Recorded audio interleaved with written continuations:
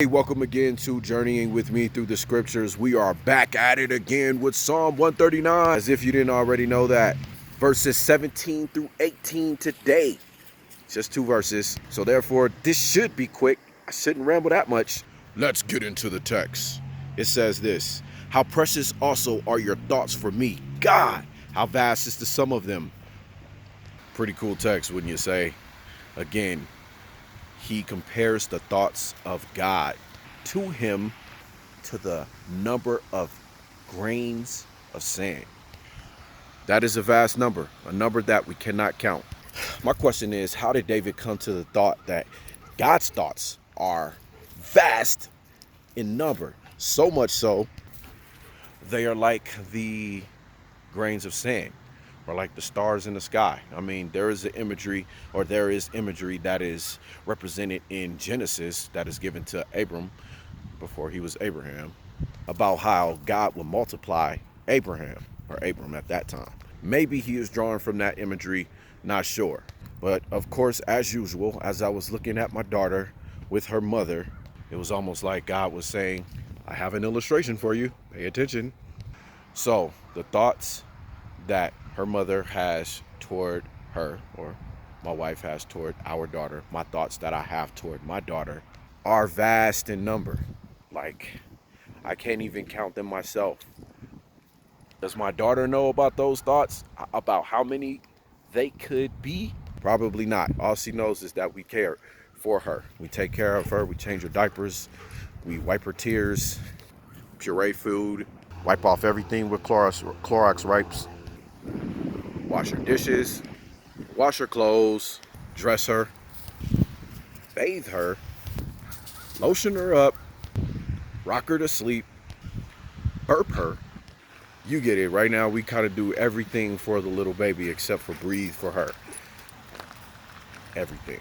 Arguing from the lesser to the greater, could you see how God, the infinite one, the holy one, meaning there is no one like him, could have a vast number of thoughts toward us? Yeah, probably. I mean, the ability for me to speak takes such thought. I mean, not to say that I am thoughtless when I am not speaking. What I'm trying to speak to is the complexity of the human being, the system that I utilize in order to be in this existence. It was all created for me. I didn't make it myself. I could not make myself, of course, because I am a contingent being, such like my daughter. But anyway, back to the text. I said I wasn't going to ramble that much. But anyway, what is this saying about God's thoughts toward us? Well, he has a lot. He has a lot of thoughts towards us. I can see how David came to that point. The next thing is, how precious are those thoughts?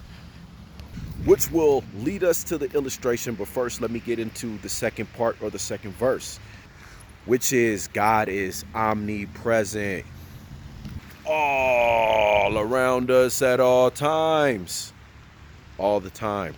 As Paul has stated in Acts, in him we live, move, and have our being.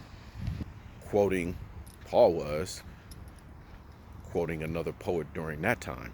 To make a point, I must say, but in him we live and move and have our being. Omnipresent. David expresses this thought of omnipresence by saying, when I wake up, you are still there.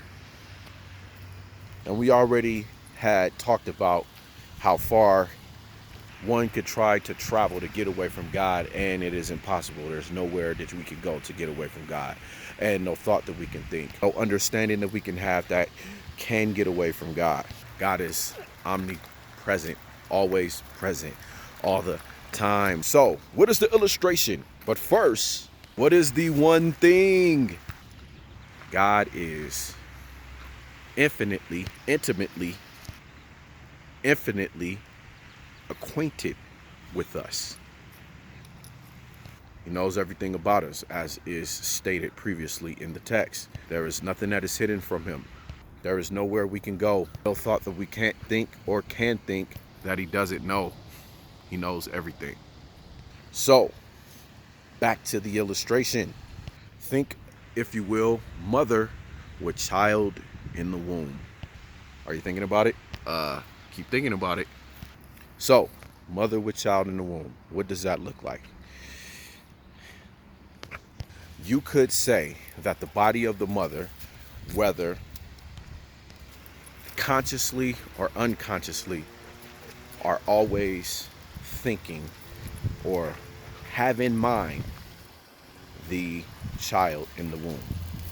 The body is working to nourish that child, protect that child 24/7.